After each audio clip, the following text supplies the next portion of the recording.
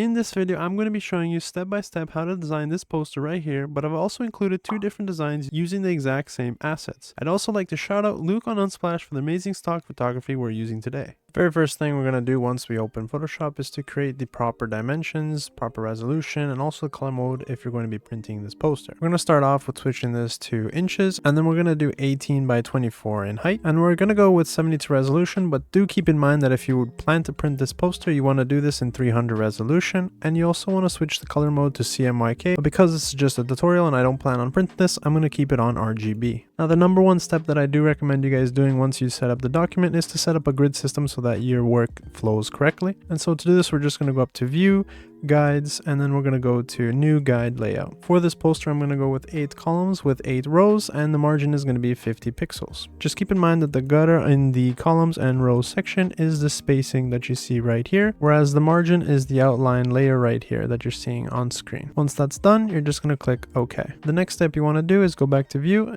Guides, and then you want to lock the guides. This will prevent them from accidentally moving when you're trying to design. This doesn't mean that you have to see the guides the whole time while you're designing. If you would like to see the design without the guides, all you have to do is click Ctrl H on your keyboard. The next step is to add the type. I technically do this all the time first just because it allows me to play around with it, but this doesn't mean that wherever I put it now is going to be the end result. If we look back at our old poster, we can see that we used Porsche GT3 RS. We also have a description which I just got from ChatGPT, and then we also have a logo right here. So we're just going to take the text. The next step is to bring in the imagery that we have. So in this case, we're going to have this car right here, and then we're also going to bring in this image, and lastly we're going to have the logo. Once that's done, I'm just going to click Ctrl H on my keyboard, and I'm going to try to find a position that fits very nicely. Now the next step is understanding what you want to stand out, which in this case obviously I want the car to stand out, and to do this, in my opinion, the best way is to make the bottom floor darker than it already is, and then the top part, usually I'll have a design there, and that's exactly what we're going to do in this case. And so what we're going to do is make solid color, put it to black, and then you're going to find a blending mode that looks good to you. I personally like the soft light because it adds a nice darkness, but it also keeps the car still coming out. And then once that's done, you're going to click the mask layer over here, and you're going to do Ctrl I on your keyboard, which will invert the mask. You may be asking, what exactly does that do?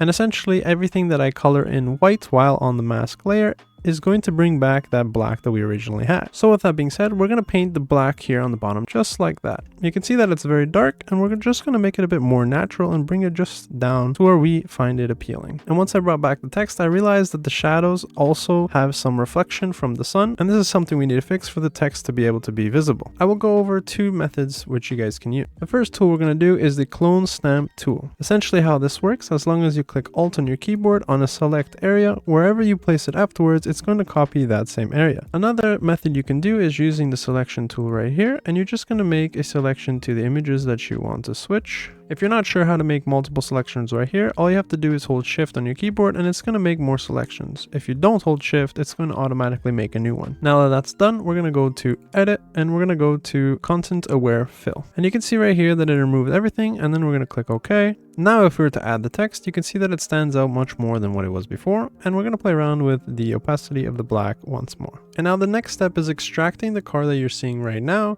so that we can place images behind it. But do keep in mind that we do want to keep the background still, and so to do this, we're just going to duplicate the layer with Ctrl J on our keyboard, and then we're going to go to Select and Mask. This menu is going to come up. We're going to switch this little arrow and go to Cloud Detailed Results. Essentially, this will automatically select for you, and I personally think that the cloud version selects much better.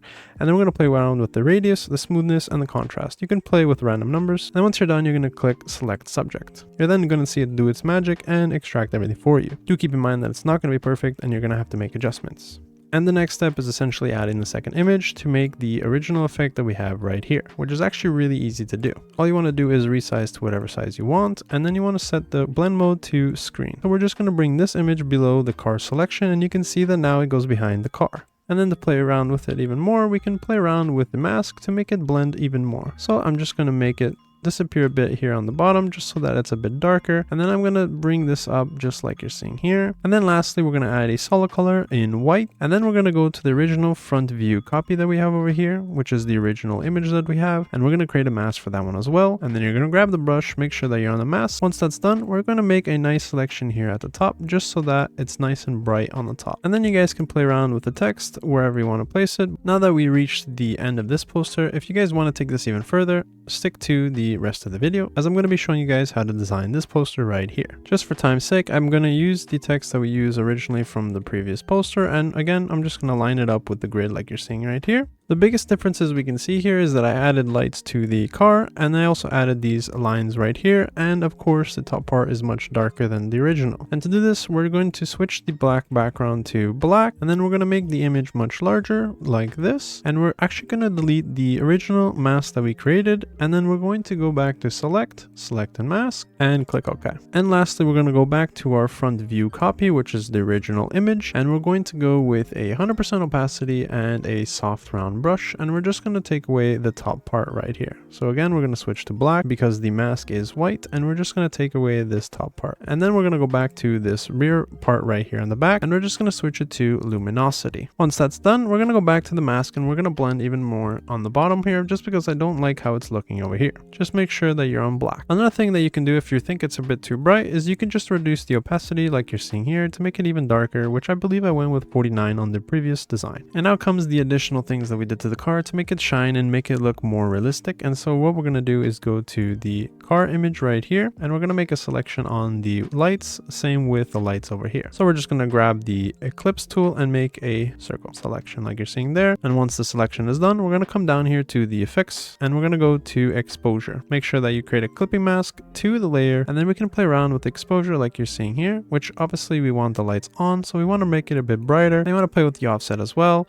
which you don't want to go too dark, but you also don't want to go towards the other side because it starts to look fake. You want to find a nice blend. Let's go with something around there. And then what I'm just going to do is duplicate these layers, and then we can just move the image to the other shape. Now obviously if the car is on, there's supposed to be some light on the ground, and so that's what we're going to do right now. So we're just going to add a layer, and we're going to call this front lights reflect. And so we're just going to get a brush, and we're going to switch this to white, and then again we're going to just paint away what we think is going to be brighter, and we're going to go with overlay for the best effect in terms of light. And obviously we're going to reduce the opacity so that it's not crazy bright. And then I also want to make sure that there's none on the car because the lights won't really affect the part of the car down here. And so what we're going to do is go to the original image that we selected. We're going to click Control on our keyboard and click the mask, and this will automatically select it for you, and then come back to the mask of the front lights, and let's just erase everything here. And now the next step is adding this glow effect that you're seeing here at the back. We're going to create a new layer, and then we're going to get some shapes, which in this case we're going to use the line tool, and then we're just going to design, let's say,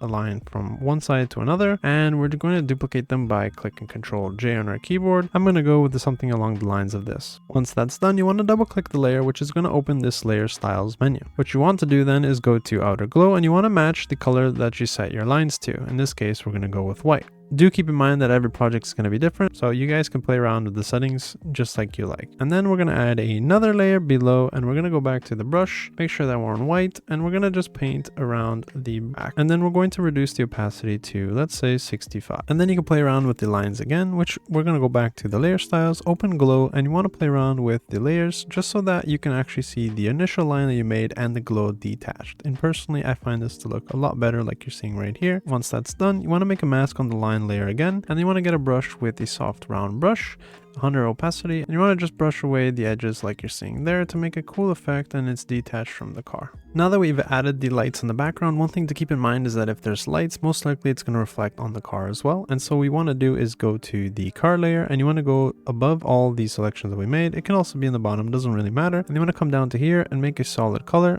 and we want to go with white, which is the color that we set for the glow, and you want to create a clipping mask to the car, and then you want to set the blend mode to overlay, and you want to reduce the opacity to something that looks good for you. And then again, we're going to click Ctrl I on our keyboard to invert the mask. And now we can just paint away where we think the reflection would have on the car. So we know that there's going to be some right here. We know that there's going to be some down here, and potentially some over here as well. Same with the other side. So another thing we can do is add more highlights, and so what we're going to do is click Ctrl J on our keyboard again, and then we're going to create a clipping mask, delete the original layer, and then go with normal, 100% opacity, and then you want to again make a mask and invert it. This time you want to go with hard round, and then you want to go with a very fine brush, and you can make lines like this.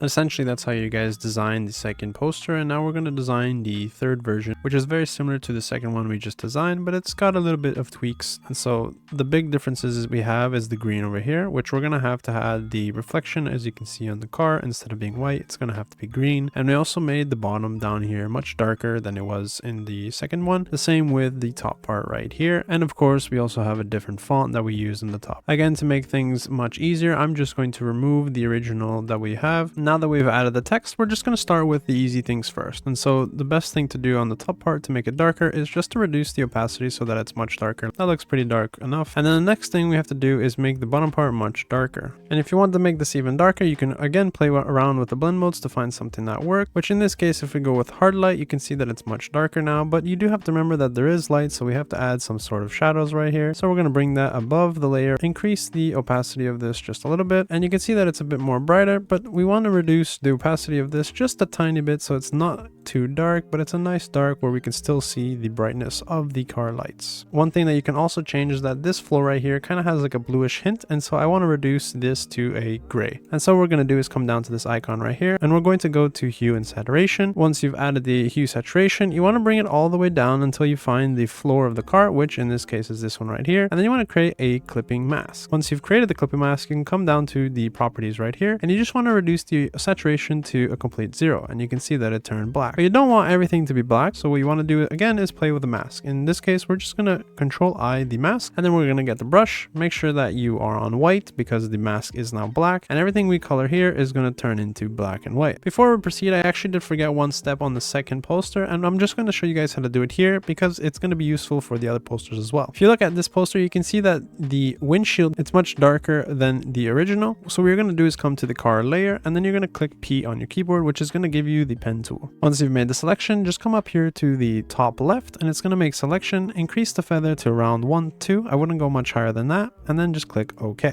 Now that the selection is made, come down to this icon right here on the bottom right, and you want to go with exposure. Once the exposure has been added, you can then play around with the settings to make it darker or lighter. Obviously, you don't want to go pitch black because this is unrealistic. And it's as simple as that to change the windshield of the car. There's obviously many ways to do this, but this is just my preferred method when it comes to that. And lastly, now we're going to change the color to green. And the easiest way is to just double click the layer, and then you want to come down to color overlay, and you want to choose a color that you want. In this case, let's go with green.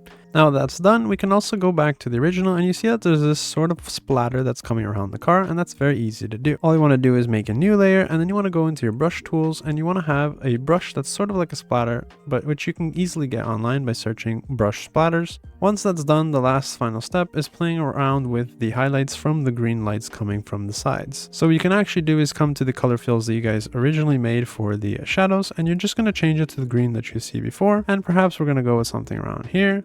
And we can even reduce the opacity so it's not so strong. And then we can do again the same for the highlights, but I would recommend you keep this either white or very close to white. So if we go with green, we're going to go with something along the lines of this. And that is essentially how you guys design these 3 posters using Photoshop. It's super simple, and I hope you guys were able to learn something valuable from this video. If you guys would like to see any other car posters, let me know in the comments, and I'll make sure to add it to my list of videos coming up soon. See you guys in the next one. Bye-bye.